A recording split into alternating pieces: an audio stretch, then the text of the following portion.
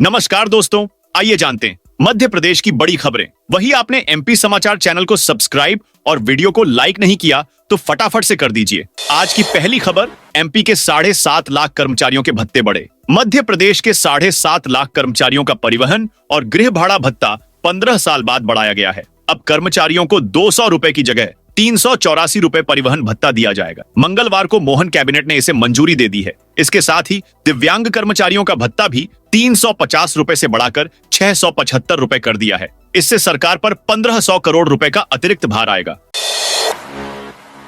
इंदौर में राशन की कालाबाजारी की सूचना देने वाले को एमआईसी मेंबर कराएंगे। अयोध्या की यात्रा, गरीबों को वितरित किए जाने वाले राशन की कालाबाजारी रोकने के लिए अब एक अनूठा तरीका निकाला गया है। राशन की कालाबाजारी की सूचना देने वालों को अब अयोध्या में रामलला के दर्शन करवाए जाएंगे। सूचनाकर्ता की आने जाने, अयोध्या में रहने खाने की व्यवस्था भी की जाएगी। महापौर परिषद सदस्य मनीष शर्मा मामा ने बताया कि अब तक कालाबाजारी की सूचना देने वालों को नकद इनाम दिया जाता था, लेकिन अब ऐसा नहीं होगा। राशन कालाबाजारी की सूचना देने वालों के लिए अयोध्या यात्रा का इंतजाम किया जाएगा।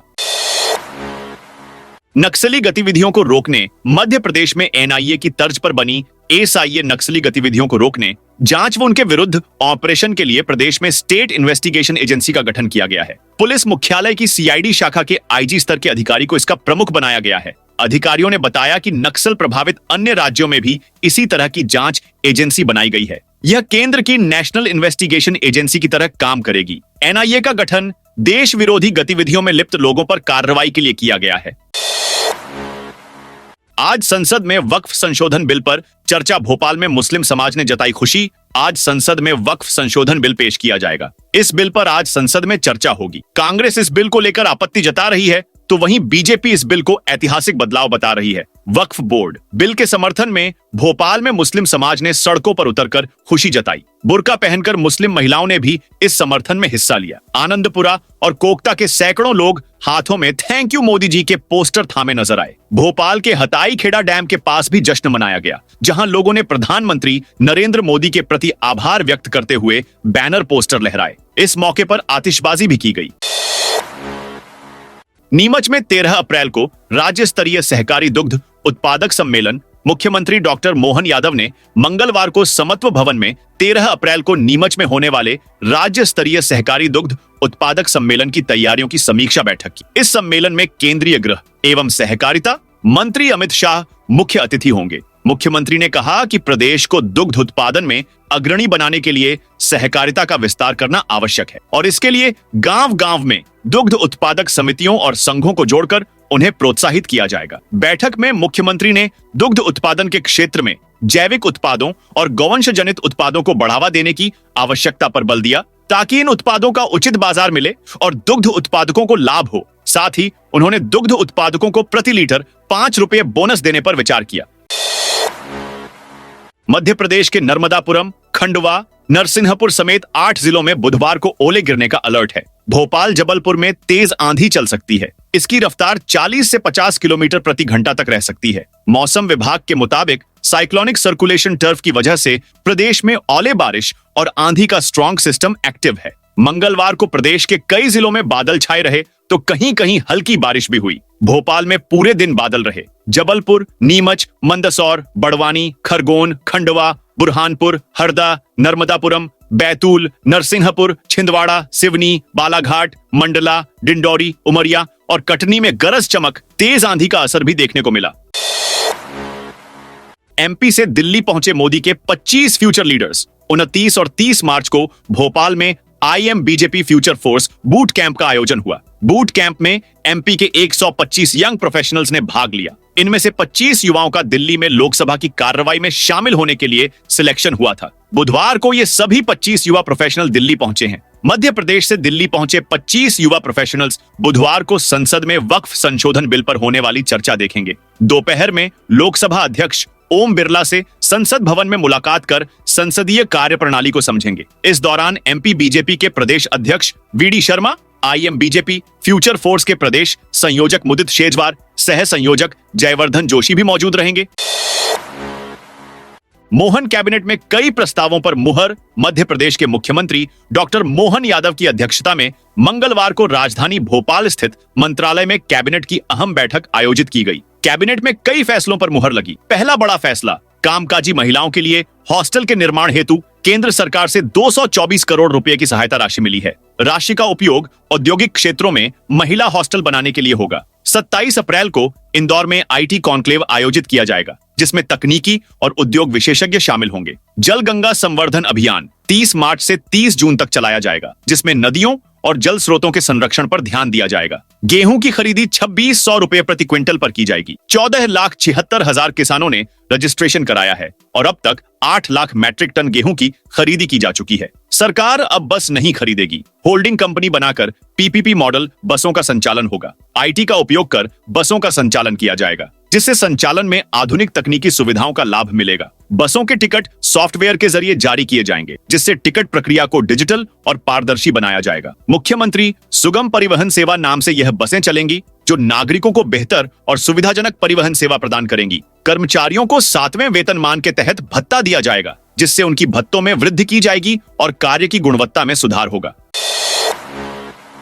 सुरक्षा बलों में भर्ती के लिए सागर में मिलेगी ट्रेनिंग। सागर जिले के उन युवाओं के लिए खुशखबरी है जो भारतीय सेना, पुलिस और अन्य सुरक्षा बलों में भर्ती की तैयारी कर रहे हैं। खेल और युवा कल्याण विभाग के तहत पार्थ योजना 2025 शुरू की जा रही है, जिसका उद्देश्य युवाओं को शारीरिक और मानसिक रूप से भर्ती परीक्षाओं के लिए तैयार करना है। जानकारी के अनुसार पार्थ योजना के तहत शारीरिक दक्षता प्रशिक्षण 15 अप्रैल से खेल परिसर सागर में सुबह 8 बजे से शुरू होगा। वहीं लिखित परीक्षा की तैयारी के लिए स्वीडिश मिशन स्कूल के कक्ष क्रमांक 3 और 4 में दोपहर 12 बजे से 2 बजे के बीच कक्षाएं लगेंगी। मध्य प्रदेश सरकार 20 साल बाद पीपीपी मॉडल पर चलाएंगी बसें। मध्य प्रदेश सरकार 20 वर्ष बाद फिर से परिवहन सेवा की शुरुआत करने जा रही है। इसके लिए मुख्यमंत्री सुगम परिवहन सेवा को कैबिनेट में मंजूरी मिल गई। ये बसें प्रदेश में शहर से लेकर गांव तक पीपीपी मॉडल पर चलाई जाएंगी। सरकार बस खरीदने की जगह बस ऑपरेटर्स को एंगेज करके बसों का संचालन करेगी। इसके लिए एक होल्डिंग कंपनी बनाई जाएगी, वही बसों का संचालन और उसका नियंत्रण करेगी। कंपनी के गठन के लिए 20 करोड़ की अंशपूंजी के रूप में स्वीकृति दी गई है। जब कंपनी लाभ की स्थिति में आ जाएगी तो कंपनी द्वारा लाभांश राज्य शासन को दिया जाएगा।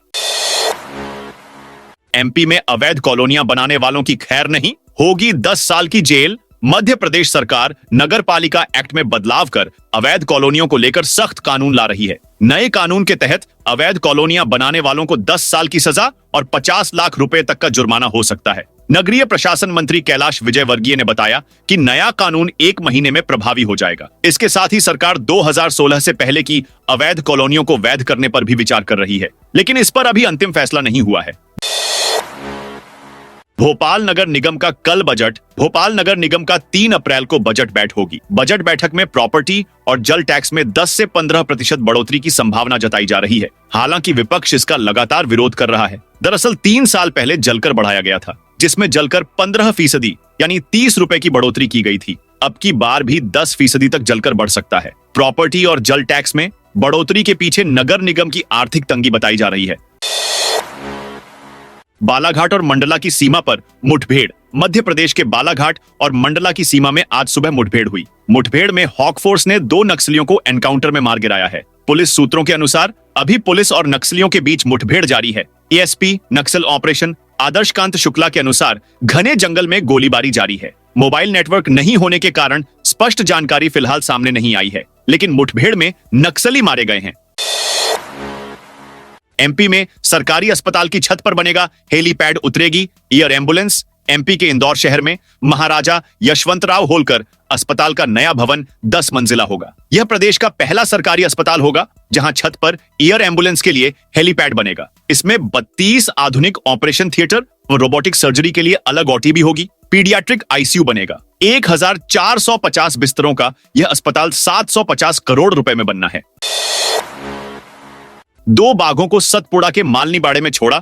मध्य प्रदेश के रायसेन जिले के भोजपुर के आसपास से रेस्क्यू के 2 बाघों को मंगलवार शाम को एसटीआर के चूरना लाया गया। चूरना रेंज के मालनी स्थित बाड़े में दोनों बाघों को छोड़ा गया। अब करीब 8 महीने बाघ बाड़े में रहेंगे। मंगलवार सुबह मध्य प्रदेश में पहली बार एक ही जगह से 2 बाघों का एक साथ रेस्क्यू किया गया था। भोजपुर के जंगल से रेस्क्यू के बाद दोनों बाघों को सतपुड़ा टाइगर रिजर्व दोपहर में लाया गया। बाघों के कारण किसानों ने खेतों में जाना बंद कर दिया था। दोनों बाघों ने पिछले 1 महीने में 10 से ज्यादा पालतू मवेशियों का शिकार किया था।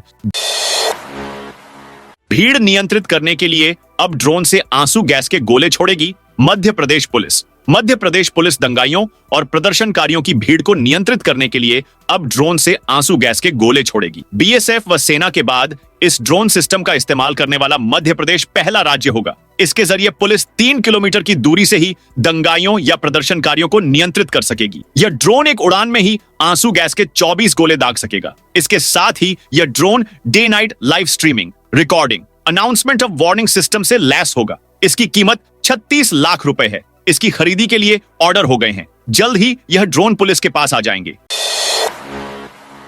अशोकनगर में बारिश ओलावृष्टि का अलर्ट। अशोकनगर में बंगाल की खाड़ी से उठे चक्रवात का असर दिखने लगा है। मंगलवार शाम से आसमान में बादलों की आवाजाही शुरू हो गई। मौसम विभाग ने 4 अप्रैल तक आंधी, बारिश, ओलावृष्टि और आसमानी बिजली का ऑरेंज अलर्ट जारी किया है। विशेषज्ञों के अनुसार चक्रवात का सबसे ज्यादा प्रभाव अशोकनगर जिले में 3 और 4 अप्रैल को रहेगा। मौसम विभाग के अनुसार आंधी के दौरान हवाओं की गति 30-40 किलोमीटर प्रति घंटे तक पहुंच सकती है। अगले 3 दिनों तक कभी भी बारिश, ओलावृष्टि और आसमानी बिजली गिर सकती है। मध्य प्रदेश में शहरों के सीवरेज प्रोजेक्ट जल्द पूरे करने के निर्देश। मुख्यमंत्री डॉक्टर मोहन यादव ने मंगलवार को मंत्रालय में Madhya Pradesh urban development company limited के संचालक मंडल की 10वीं बैठक की अध्यक्षता की। इस बैठक में मुख्यमंत्री ने प्रदेश के सभी नगरों में चल रहे सीवरेज प्रोजेक्ट्स को जल्द से जल्द पूरा करने के निर्देश दिए। उन्होंने कहा कि इन प्रोजेक्ट के लिए स्थायी समाधान सुनिश्चित किए जाएं, ताकि शहरों का गंदा पानी नदियों में न जा सके और नदियां प्रदूषित होने से बचें। मुख्यमंत्री ने सीवरेज के अलावा सॉलिड वेस्ट और लिक्विड वेस्ट, गंदा पानी के निस्तारण पर विशेष ध्यान देने की बात की और इसे प्रभावी ढंग से लागू करने के निर्देश दिए। उन्होंने कहा कि यह सुनिश्चित किया जाए कि शहरी क्षेत्रों के वेस्ट से नदियां प्रदूषित न हों। उन्होंने नर्मदा नदी और क्षिप्रा नदी जैसे महत्वपूर्ण जल स्रोतों के संरक्षण की आवश्यकता पर जोर दिया और उज्जैन में क्षिप्रा नदी में किसी भी सूरत में प्रदूषण नहीं होने की बात कही। इंदौर फिर बना नंबर 1 या मिलेगी कड़ी टक्कर। इंदौर में सफाई की स्थिति का जायजा लेने के लिए केंद्र सरकार की टीम द्वारा 10 दिनों तक सर्वेक्षण किया गया। इस दौरान टीम ने 1500 स्थानों पर जाकर सफाई की स्थिति को बारीकी से देखा और नागरिकों के साथ संवाद स्थापित किया। नगर निगम के अधिकारी और स्वयंसेवी संगठन के कार्यकर्ता पूरी तत्परता के साथ इस सर्वेक्षण के दौरान सक्रिय रहे। इंदौर, जो पिछले 7 वर्षों से स्वच्छता सर्वेक्षण में देश भर में नंबर 1 स्थान पर रहा है, इस बार भी अपनी दावेदारी बनाए रखने के लिए पूरी तरह तैयार है। हालांकि इस बार सर्वेक्षण की प्रक्रिया पिछले वर्षों की तुलना में विलंब से शुरू हुई और देर से ही समाप्त हुई। निजी स्कूलों की मनमानी पर होगी कड़ी कार्रवाई। रीवा में निजी स्कूलों पर शिकंजा कसने की तैयारी है। संचालकों की मनमानी और अधिक फीस की वसूली पर कलेक्टर ने मंगलवार शाम एक बैठक की। कलेक्टर ने निर्धारित मापदंड से अधिक फीस की वसूली पर तत्काल 2 लाख रुपए का जुर्माना लगाने के आदेश जारी किए हैं। बताया गया कि अक्सर बच्चों के अभिभावकों के द्वारा मनमानी फीस वसूली की शिकायत बच्चों से की जाती है। कलेक्टर प्रतिभा पाल ने बताया कि बैठक के दौरान निर्देशित किया गया कि निजी स्कूलों की फीस और प्रवेश के विषय में 3 दिन में निरीक्षण कर संबंधित अधिकारी प्रतिवेदन प्रस्तुत करें। भोपाल के धन कुबेर सौरभ शर्मा और उसके साथियों को मिली जमानत। मध्य प्रदेश परिवहन विभाग के करोड़पति पूर्व आरक्षक सौरभ शर्मा और उसके साथियों को न्यायालय ने जमानत दे दी है। लोकायुक्त विभाग द्वारा 60 दिनों के अंदर चालान पेश न कर पाने की वजह से न्यायालय ने यह फैसला सुनाया है। लोकायुक्त के विशेष न्यायाधीश राम प्रताप मिश्र ने इस मामले में जमानत के आदेश दिए हैं। बता दें कि 55 किलो सोना और 10 करोड़ कैश कांड में लोकायुक्त ने सौरभ शर्मा, शरद जायसवाल और चेतन गौर को हिरासत में लिया था। जांच के बाद उन्हें न्यायालय में पेश किया गया, जहां न्यायालय ने आरोपियों को रिमांड पर भेज दिया था। हालांकि आरोपियों को यह जमानत केवल लोकायुक्त में दर्ज मामलों में ही मिली है। आयकर विभाग और प्रवर्तन निदेशालय में दर्ज मामलों में तीनों आरोपी अभी भी जेल में ही रहेंगे। दोस्तों, यह थी मध्य प्रदेश की दिन भर की ताजा और बड़ी खबरें।